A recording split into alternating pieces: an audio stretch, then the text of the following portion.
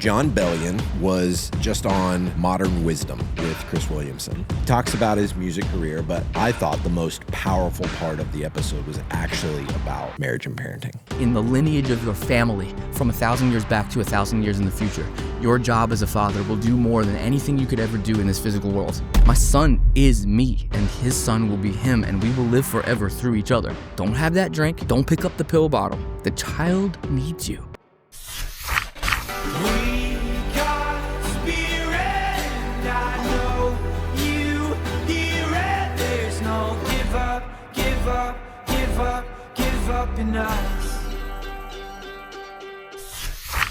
All right, fellas, let's talk about it. Timmy, kick us off. What were your thoughts on this thing? Well, I'm crying right now because we just listened to My Boy. And I think we were all, there's just tears in all of our eyes. Incredible. John Bellion writes in such a good, he has the ability, I don't know if it's just the whatever he was writing coincided with my life, because Good Things Fall Apart, the lyrics to that song are exactly how I was feeling through divorce. And then My Boy, that's oh my goodness, this can just reach in and pull the tears out of my eyes, because this is 2025. I'm a dad now, as of 2025. I have a little boy, and this is exactly how I feel. Wow. So yeah, I'm gonna struggle to stay emotionally put together. Probably. That's good. That's good. Yeah. So I think one of the things that stood out to me the most from this conversation, he was talking to Chris about what he wanted men to take from this album. And he said a line in there, a couple lines. He said, "You've never lost the path far enough where you can't return to your kids. You're not damaged so badly that you can't return to your kids." And my dad left when I was 2, and I reconnected with him when I was 21, and he has passed away. He passed away a few years ago. I think it was right the day before his 58th birthday.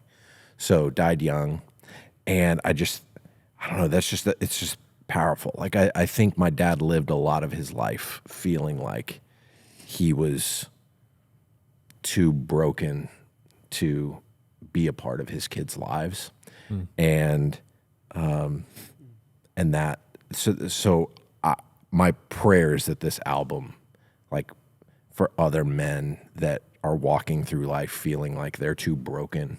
Was there a line in one of the songs that Michael just shared with us about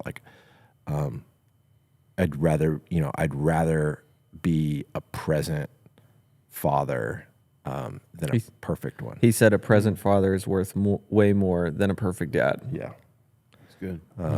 it's this idea of presence. And so I was listening to this on Friday. I'm finishing up the episode, and I'm pulling into the driveway, and our plans for Friday night were walk around the neighborhood and just look at Christmas lights. And the feeling that I took from being right on the heels of watching this video, going into this very mundane activity, like walking around the neighborhood looking at Christmas lights with our family, it brought a richness and a fullness. And you talked in another episode about gratifying versus satisfying. Yeah. There was just this satisfying feeling of walking around the neighborhood, looking at Christmas lights with my family. And even in that moment, I wasn't perfect. My wife had to get on to me about looking at my phone, and I wasn't, even on the heels of listening to this and how important presence is, I'm still screwing it up. But that sense of, man, like life is happening in the mundane, regular moments, and there's a weight to that. And I think when we as fathers bring that weight into what is seemingly mundane, I think that's special, and I think it's can have a profound impact on our kids. Can I just say personally, like as somebody who considers you my best friend. And you've said this before, James is like everybody's best friend because he is the best at being a friend. That's right. Yeah. But you said that this Great way. line. But I am so just impressed and grateful to see how you have taken, and it's the same for you, but you've taken like a father wound, and instead of letting it be something that then becomes weaponized against your family and kids, it's something where you lean the exact opposite. And you're like, I'm going to be the absolute best dad that I can be. Because you can use it as an excuse and a crutch for, I'm this way because of this, or you can let it fuel you to be the best. And so I don't even I see that from understand you. how you're not wounded. I've wrestled with like, how is James not wounded?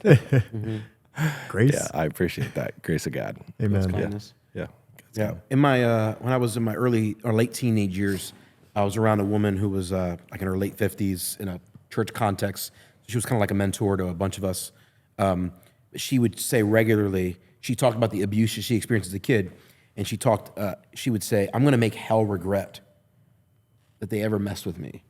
Like, I'm going to take the pain that I've experienced and turn it to purpose. In this sense of like, I'm going to, and she was like, I will forever be, her goal in life, her mission was to be that which to young adults, which I wish someone was for me.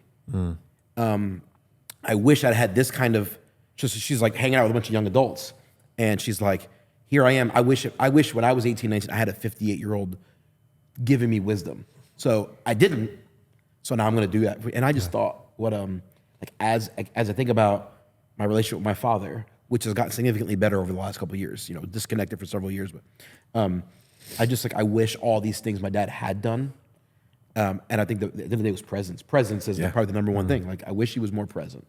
And I just want to be that. Like, and so just like, I want to go on mission to give my kids that which I so desperately longed for when I was a kid. And that's actually not hard. Like, it's actually not as hard as people think. It's effort. I have another good friend. It just shocked me. He had a present dad, worked with his dad even. His dad was present in his life as a kid. It wasn't like he was separated from the home. His dad never told him that he loved him, like, ever. Like, he never heard that from his dad. And I was like, are you serious? And he was like, no, for real. And he didn't have like an abusive dad per se. Like, I'm sure there were some things emotionally, but the dad never told him, his dad never told him that he loved him. And, I think he's had to grapple with that of like, okay, like, how, like, is this affecting me in my relationships, and with my kids? But to your point, he's like, it just makes me tell my kid all the time, I'm grabbing him and hugging him and saying, I love you so much, buddy. It's like he's indexed the other way. That's right. And that's such a healthy response. That's the empowering part, is when you can go, well, I'm not going to do that. Like, I'm going to break this generational curse. That's right. Yeah. And my dad was amazing, is amazing. Like, my dad's still alive, praise God. Amen. And he was a tremendously good dad and a great present dad. I just wish I had a better relationship with him. Like, that's the thing I struggle with. And the only reason I'm crying is because that song made me cry. And now I'm broken because I'm thinking about, I still hold, Levi's 11 months old now. And so I still can hold him like a baby, and I'll take every moment that I can. I'll tell Nicole, I'll hold him like a baby with his head right here. And I'm like, I'm going to do this until I can't do it anymore. And I'll hold him like a baby, and I look at him and I talk to him, and he just looks up at me like this. I love it so much. The thing that I pray, every night, almost every night, I'll say a prayer over Levi. I'll say a prayer for my family. And the thing that I pray for my son is, I say, God, I want to have a great relationship with him through every phase of his life. And then I'll qualify it. I'll be like, more than I want that, I want you to have a great relationship with him through every phase of his life. But for me, I want to have a great relationship with him through every phase of his life. That's good. Because that's the thing, like, this phase of my life, I don't have a great relationship with my dad. I wish I did. Dad, if you ever watch it, I don't know which camera's mine. If you ever watch this, Dad, I forgive every mistake that I can think of that hurts to think about. It's forgiven. I just wish I had a better, we spent more time together. Wow. So good. It's powerful. There's some stats that came out a couple years ago. I originally was introduced to this by a guy named Anthony Bradley, who I have a fraught Twitter relationship with. I've seen him on Twitter, I think. Like there are things we like fiercely disagree with and things we fiercely agree with. Like, it's very interesting. Anyway, he posted there was a long-term study done, and I think actually one of the family team's guys actually have alluded to this in a podcast. I can't remember. Basically, yeah, like what's the highest indicator that a child will embrace the faith of his parents? Like what's the thread? And there was one particular study done by a think tank, a Christian think tank of some sort, over a long period of time, and they evaluated a bunch of kids who had grown up in evangelical Christian homes. What was the biggest indicator, like that they would embrace the faith of their parents? And the question is, if they answered yes to this question, do you feel like you had a warm relationship with your father? And the word is warm. I think Jefferson Bethke has talked about this as well on a podcast. I've heard of this. But just like that's the unlock. It's not just that you had a dad or that you it's not that your parents were married. Like there's kids that went to church who didn't go to church. Like there's all these different variables. If your parents profess to be evangelical Christians, attend church regularly, I think it's like 1.5 times per month. That's a whole other conversation. But like if your parents claim to be Christians and they go to church at least somewhat, and you have a warm relationship with your dad, you will wholeheartedly embrace Christianity in your adulthood. That's it. That's the unlock. And I'm like, so my number one goal in life is to make sure my children feel like they have a warm relationship. And there's a guy I know that I won't say names because I don't want to be I don't want to throw anyone under the bus on this. But there's a really well-known pastor who's a brilliant theologian who I respect. Everyone would know him. If I said it, some of you guys may even know who I'm alluding to. Ari. But his son, a couple of his kids walk with Jesus, a couple of them don't. And one of his sons, who I asked, why do you not walk with Jesus? Why don't you follow? And he just said, he talked about how serious his dad was. Like, my dad clearly loves God, loves the Bible. He was the holiest man you'll ever meet. Like all these good things. He's like, I just felt like he was so austere. He was so far away. Wow. He was there all the time, loving God, praying with us, praying for us. I mean, he did everything a Christian parent should do. I just never felt warm. Even the story of like they would go to the beach in the summertime and the dad would not go and play in the water. He would like sit back with his shirt on because he felt very uncomfortable. He's like, what if anyone of my church members see me with my shirt off at the beach playing with my kids? Like that would be scandalous because like I'm the pastor. I have to be serious and holy all the time, and I sleep in a suit. Like just like that kind of like there again. That's hyperbole, but like there was this sense of like, so remember like this kid is like he's like recounting this to me. He's not a kid. He's an adult man recounting to me his struggles with faith because his dad was so serious. It didn't feel warm. It felt holy and reverent. And he just kind of broke down and teared. He was like, I just wanted my dad to like just giggle with me. Just like, oh gosh. And but I think our Heavenly Father giggles with us. And as dads, we can model that for our kids. And it's like you don't have to be a perfect theologian dad that does perfect family devotions. Like if you can do that, great. But that's like, dude, if your kid's just like, Daddy, like I just love Daddy. Yeah. And you have a warm relationship with the kids, that will go much further than you realize. One of the things Bellion talked about in this conversation with Chris, he's talking about how he his prayers over his kid. One of them is, he's talking to God and he's like, I know I'm gonna screw this kid up in some way. Like some therapist is making money off of my bad choices. Obviously, like down the road, like I'm messing you up in some way. I just pray that the way I'm messing you up does not like topple you at some point in your life. And he was like, because you've got guys in rehab that will say, Dad gave me everything, and because Dad gave me everything, I never had to learn what it was like to earn. Then you've got other dudes in rehab that are like, Dad had all the money in the world, all the success in the world, and he wouldn't give me an ounce of it. And he's like, and I hope that I can figure out the balance between, I want my kid to know how to earn $1, but I also don't want him starving on the side of the street. And I think that's, I don't know, the way he was talking about it was like, I haven't gotten this figured out. I don't know exactly the formula for how to do this. But I don't know. Part of me thinks like just his acknowledgement of his awareness of it is going to make him. He's probably going to land in. I would imagine he's probably going to land in a good space there because of his acknowledgement of that. Yeah. And man, I hope to say, like, I feel it in myself. I know a lot of guys that I'm surrounded with kind of have the opposite thing where they're inclined to be a little bit more rough and tough and I don't know if it's probably my own experience with like not having dad around or whatever. I'm like I just want to give you everything. Like, I just want like all of it. Like, and by the grace of God, my wife is very cognizant of like, no, we are not giving him everything. So I'm so grateful for like how that is going to end up rounding him out. Yeah. And I'm obviously not trying to just like, I want to be better. I can acknowledge that that's not what I'm supposed to do, is just like want to give him everything. Yeah.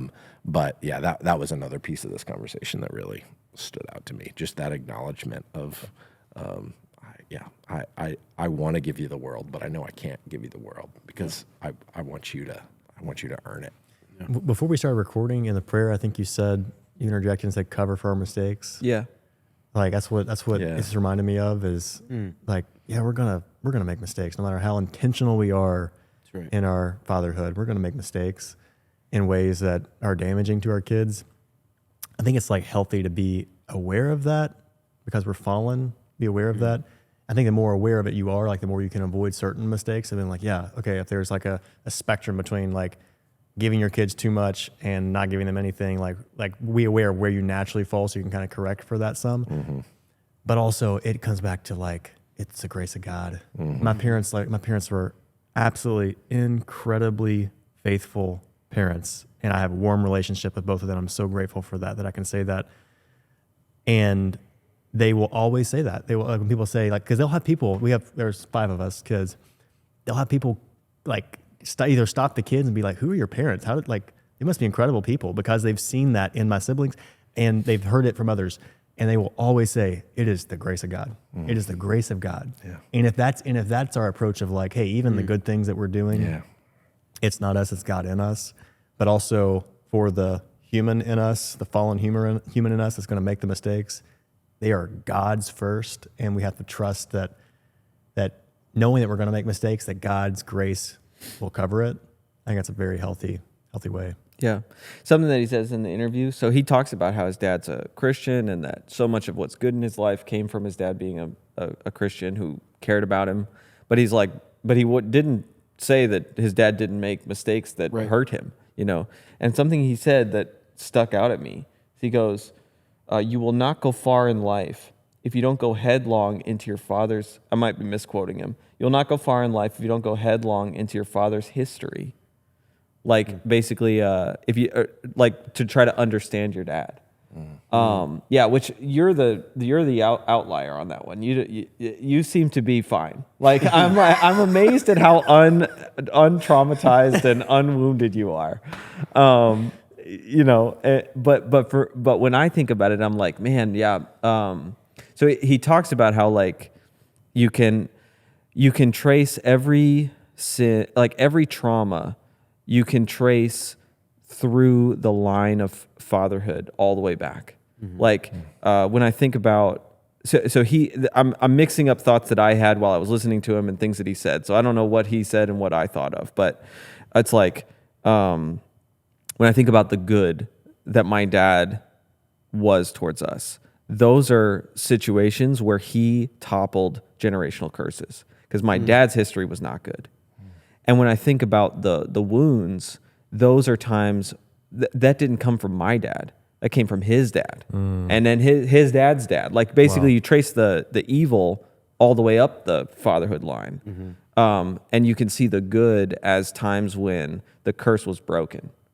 So when I'm good to Levi, that's an example of God breaking a curse. Like when I'm good to Levi in a way that my dad screwed up with me, that's an example of God breaking the curse. That's right. And when I inflict trauma on Levi in the way that my dad inflicted on me, I'm basically continuing the curse.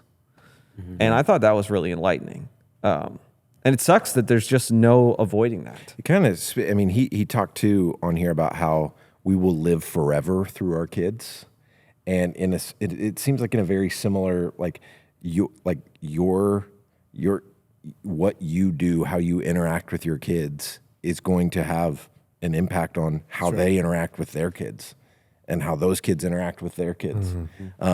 And so you say, I'm very grateful for you saying what you've said about like, oh, you seem unaffected. The way I've always thought about this, and I think this is like God, like just the grace of God in giving me this perspective.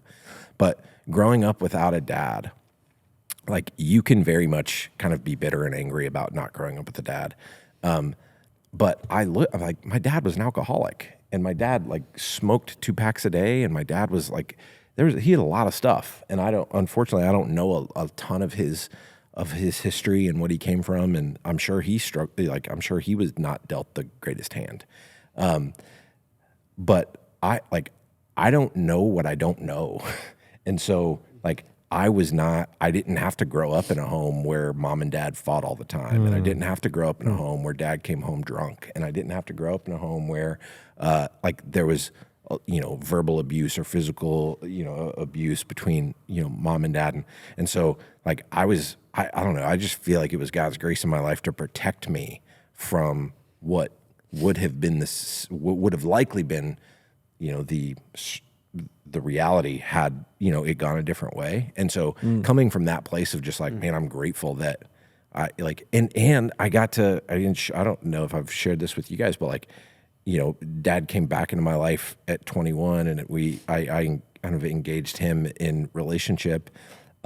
He ended up moving from Texas to Oklahoma because he had kind of hit a rock bottom point in his life, moves up to Oklahoma, lives like right down the street from my mom. And so we got to spend a lot of time together before I moved to Orlando, and ended up getting to like share the gospel with him and see my dad come to Christ like a few years before he passed away.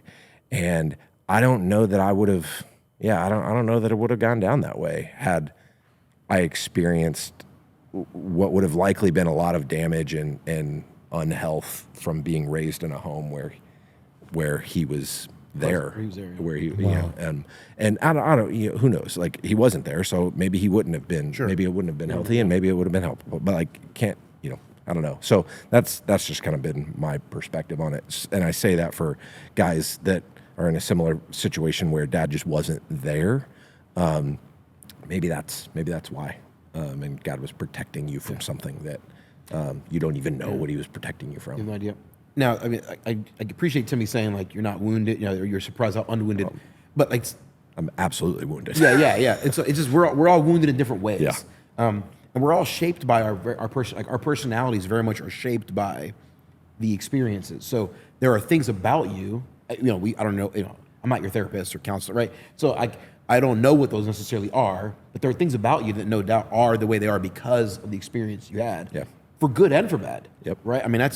So we all walk away from that. And so I think that one of the things when he was talking about like that section of like, we all live on, I'm like, my kids are going to be a certain way because of me, good or bad, whether I think about it or not.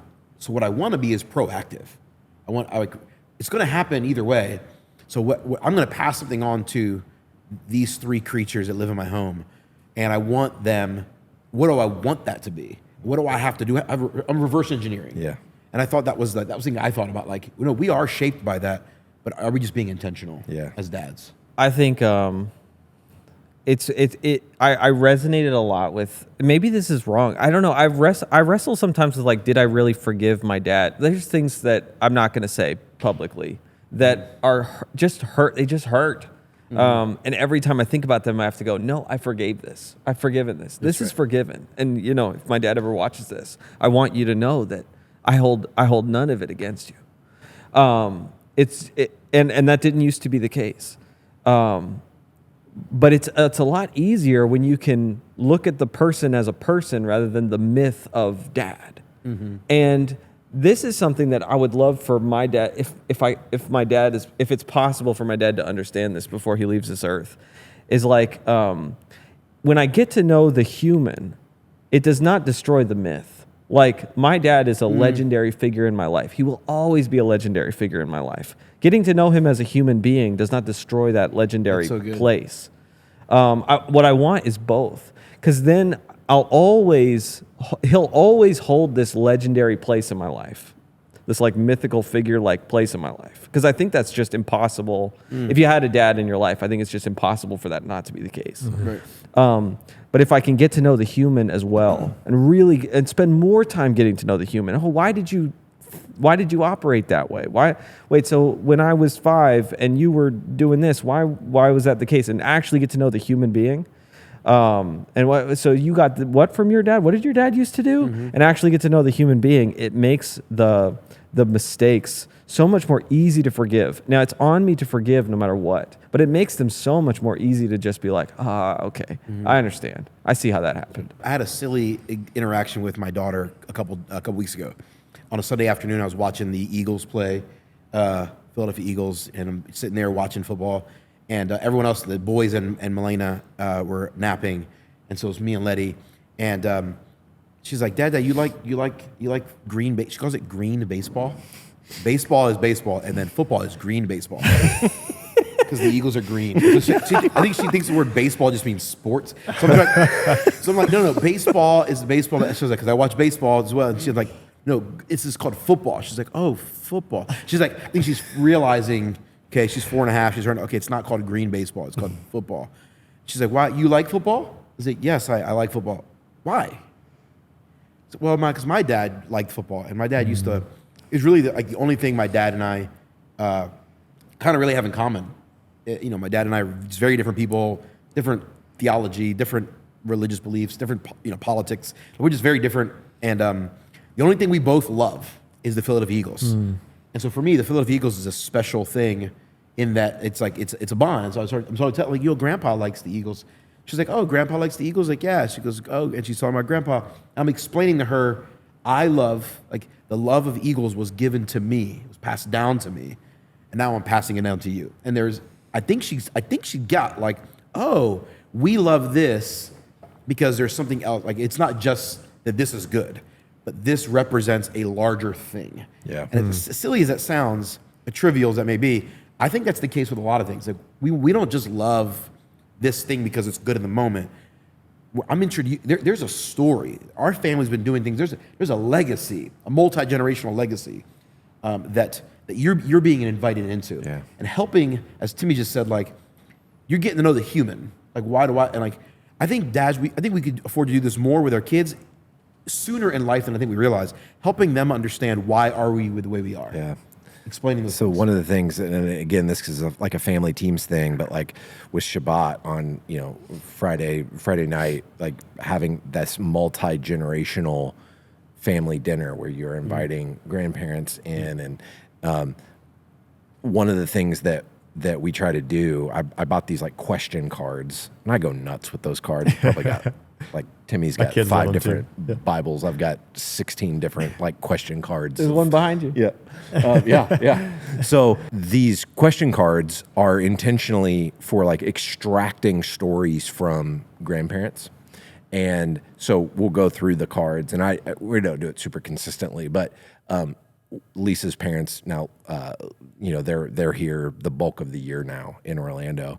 And so when they come over for dinner, I try to like pull out these cards and just get them talking about like, It would be rich to get to do that with my parents. Because I want JJ to grow up hearing it himself. Like, they're obviously, we're on a one-way path to we're not going to be here forever. And so the more stories that JJ can download directly from Grammy and Poppy, I think is special. And I think it's our job as fathers to intentionally create the environment where those stories can be told. They're not, sometimes they accidentally just kind of happen.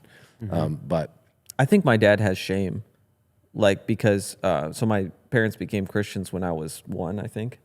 I think my dad has a lot of shame about his past, and so he doesn't like to talk about it. Yeah. But what he doesn't realize is, like, it makes me love him more. Yeah. Yeah. Something I've seen you did, and my sister did this as well. You did this when you flew out to Arizona, I think it was. Was it Arizona to meet your great grandma or your was it grandma or great? Was it Arizona? You interviewed her. Oh, it was Oklahoma. Yeah. It was Oklahoma. Okay. Yeah. So you and you did a podcast with her before she passed, right? Yeah. So you basically went out and like you interviewed her on a podcast, like to tell her life story. Yeah. Wow. And here I am, like I didn't. And you have like a podcast feed. It's like just for like it's like a private. Yeah, it's for my grandkids. For your grandkids. Yeah. But I listened. I'm subscribed to it. So I remember listening to that, being like, I don't really know my grandparents' story. And so you did that. I don't know what it was, 2016 or 2017. I don't remember what Somewhere year. in there, You did it around that.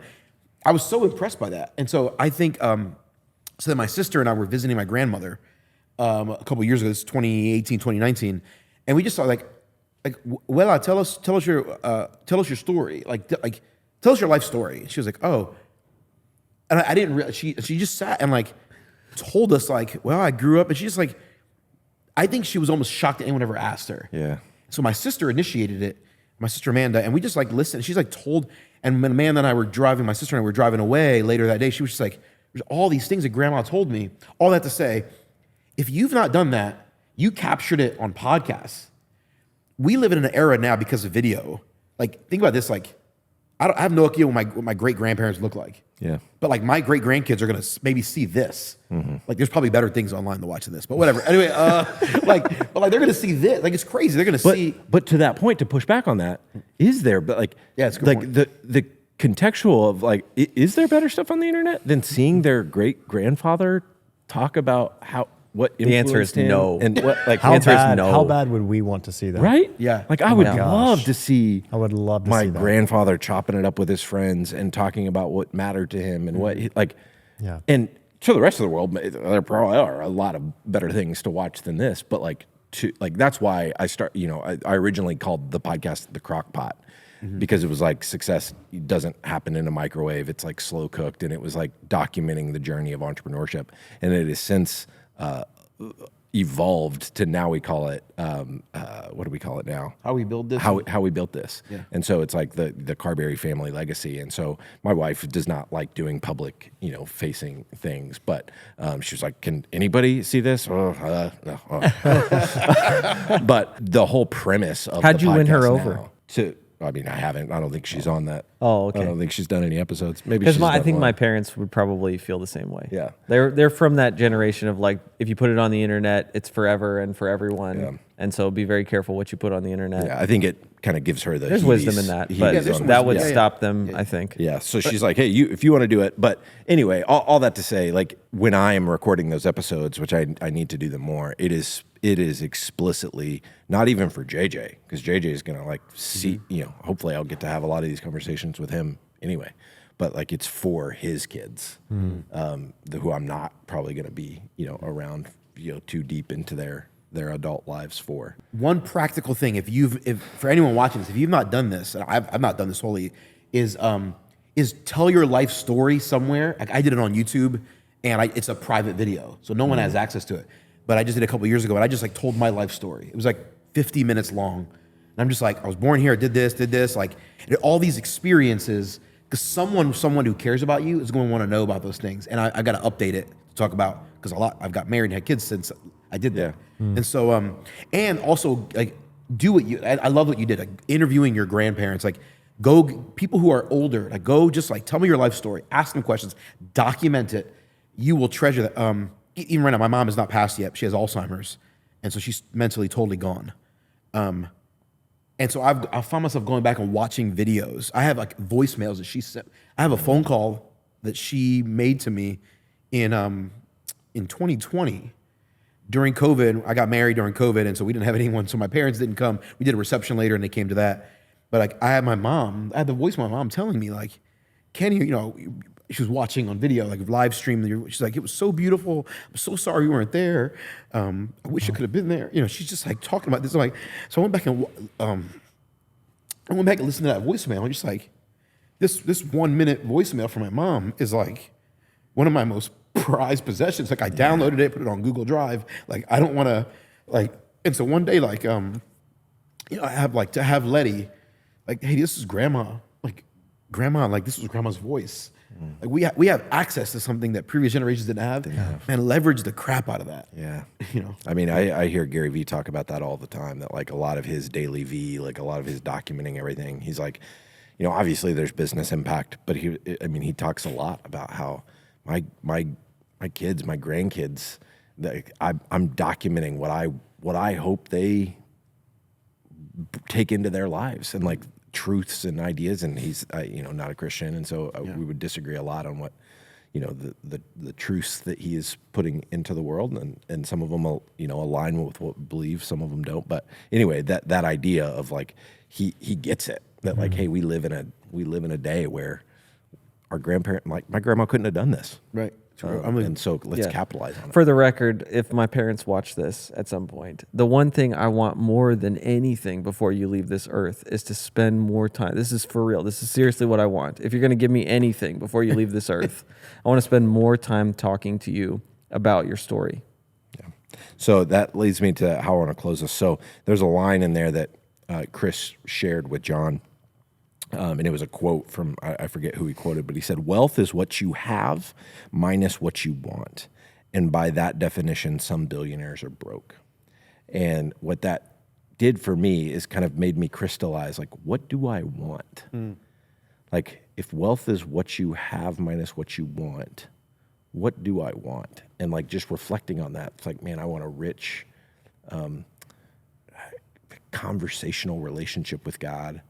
I want deep friendship with my wife. Yep. I want kids that have a thriving relationship with Jesus, and me and my wife. And it's like just think like, is that really what I want? Like getting really clear about like, is that really what I want? And I think it is. Like if I'm honest with myself, I think that is like really at the heart of it, like what I want. Like, do I want our business to be successful and go to the moon? And like, do I be able to bless a bunch of people? And like, yeah, sure. Like I do want that too. But I have what I really want right now. Like aside, my kids are too young to know that, have a relationship with Jesus, but, yeah. And that was really powerful. And like, I would love to hear from you, like what do you want? Yeah. I want that. I want everything that you just said. I want Levi to share in the joy of the things that I want Levi to feel like he's been blessed with the ability to like participate in what Nicole and I are building. Like that's something that I want. I want him to feel like he can either use it as a springboard for what God wants to do with his life, or he can become the owner and steward of it in a good way. So I want that for him. I want to have a rich conversational life with my son. I want that. Yeah. What about you guys? Those are all things, family perspective. Yeah, 100%. I mean, as I think about more generally, like, what do I want? I want to see the kingdom of heaven come to earth, like in a genuine way. And I have a particular heart for America, my country. So, like, I don't want to just like throw. There's a lot of things I want to see happen in the world, but like, I really want to see this country experience a revival and a return to God. And I want to see that go across the world too. But I have a really heart for this country, restoration of the family in this country, and there's just an honoring towards God in this country again. Yeah. Yeah, I mean, I would echo a lot of the thoughts. I want to have a great friendship with my wife, where we deeply trust one another. I want to have a great relationship with my kids where they flourish. They love Jesus. We pass the faith down well. I think the one thing that I really, really want to, the one specific aspect, I think about my kids, coming from, real brokenness, inner city, Philly, single mom, my dad kind of in and out of my life, victim of sexual abuse as a kid. So like there's all these things that like they've been part of my background. For me, I largely see my life as like stopping the junk that came. Like I think my mom's side, like a bunch of my cousins in and out of jail, prison. My dad's side, much better. But there's different variants of success and flourishing in life. And I just like, to me, I largely see myself as like the buck stops with me. Like all the junk of the past stops. And my whole life is just about laying a foundation for these little creatures to be. And I heard Donald Trump actually say something. I know he's a lightning rod figure, and I love things about Trump, and I hate some things about Trump. There are things he does righteous, things he does unrighteous. and he's a weird mixed bag like that. And it's like political Donald Trump is one that drives me crazy. Regular Donald Trump is actually very entertaining. And like I saw an interview with him before he was running for office when someone was talking about his dad, and it was like the most like genuine. Like I wish everyone could see this. Like this there's like I wish this version of Donald Trump was out more often. He was like talking about like how his dad basically bought like self-made millionaire, like was a regular blue collar dude who just started buying houses in New York City, flipping, building, and he built, build, and he bunch of duplexes and triplex, and then he was able to like hand over a chunk of those resources to his son, and then Donald then took a few $1 million and turned it into a few billion, which people want to like. People are like, oh, he had a head start. Well, he did have a head start, but not like how many people inherit millions and squander them? Like there are people in the Rockefeller family, the richest family in human history, that have squandered wealth. Yeah. So like there's something to be said for someone taking like a few $1 million and like a few hundred houses and turning them into hotels and resorts and golf. Like, and so like that element of Donald Trump, like, and him talking about it, basically his sentiment was like, I did all this, but I recognize I had a head start. And like, I cannot talk about my success without talking about what my dad gave me. Yeah. And I was just like, wow. Like, and I was like, what I want more than anything else in my life, my greatest goal in life is that 50, 60 years from now, Idalet, Josiah, and Ezra will say the same. Yeah. That Idalet will say, I was tremendous. Like when they're like, how did you become the first female president? How are you such good? How are you this? How are you that? Whatever my daughter decides to do. Well, I've been successful, but I couldn't be where I'm at without my dad. Yeah. Like that's, Amen. I want that more than anything else. Amen. And there's a sentiment that like having advantage or privilege is bad. And like, I want my kid to have an outsized advantage. Absolutely. Yeah. Absolutely. He says Outsized advantage. Bellion says in the interview, fatherlessness is the real inequality. So the greatest privilege is having a present father. Present father, that's It right. is. I'm trying to think of another marker of privilege that comes anywhere close to that doesn't. level There's of power. there's and I don't nothing think that there comes is close one. to it. Nothing. Yeah, I would throw it together like a mom and dad, like a good mom and dad in the home. But especially for sons, yeah, I mean, That's right. There's nothing that comes close to the privilege of having that kind of. But to your point, like it's like privilege has been villainized these days, vilified, and like as dads, like we should be working to create as much privilege as possible for our kids. Like we just finished up our annual like planning in the company, and this is almost just kind of there's a level of, what am I trying to say? The reframing of like, I want the business to do well because I want to create massive advantage for my family line. Like I want to get as much of a head start like on the market and in the accumulation of skills in the work that we do with, video strategy and video production. And I like not just, and like that advantage can also be for like, our employees and their families. Like I want to create massive advantage because we create a place where the people that work on this team don't have to be here 70 hours a week. They get to be present mothers and fathers in their home, and they get to be a part of a culture that hopefully inspires, encourages them to like deeply engage with their kids and at home. And like, I would love for there to be like a Sweetfish Kids wing of our office one day where like you can bring your kids and you could like, and to get to build something that hopefully creates massive advantage for my kids and the kids of the people that work here one day, just brings so much more meaning to work. And when you say advantage, I was going to say it doesn't mean at the detriment of anyone else. That's right. And it's for a purpose. And so the better term, even though privilege, I think it's been unfairly vilified. The better term is blessing. You want to create blessing, as much blessing as possible. And the biggest blessing you can have, it's not money. That is a blessing. The biggest blessing you can have is the relationship and with God, but also in this physical, in this earth, it is with your parents and with your family. And so like, I want to create those blessings, and they breed the other blessings that manifest in the form of money, resources, other advantages. But as long as you're also like as part of that blessing, it comes with stewardship for like how do you steward? This is not ours. God has entrusted us with these things, with these spiritual blessings, and with some of these more earthly blessings. How do we steward these for a higher purpose? There's one thing toward the end of the video he talked a little bit about that I thought was interesting. He didn't tie it to parenting, but I did. You know, in the interview they did a bunch of different conversations that were kind of disconnected, and so I was in a thread of thinking about. He talked about the context in which he said something like, "It's the most talented songwriters are not necessarily the most popular, or the best." Like, and it reminded me. I sent it out in the text to you guys, but like it reminded me. I heard a conversation. I've heard two different well-known radio personalities talk about this: Colin Cowherd and Rush Limbaugh. Colin Cowherd, sports guy, he's like, I'm not the most talented sports announcer out there. Because I was just in the context. I was in the right place at the right time where my talents could be leveraged, and now I've got the biggest show in America. Rush Limbaugh, who was was the biggest conservative radio, he regularly would say, I'm not the best conservative thinker out there. I'm not the best political thinker out there. There are guys way better than me, more articulate than me. He goes, I'm not the most talented radio host. I just happen to be in the context at the right place at the right time.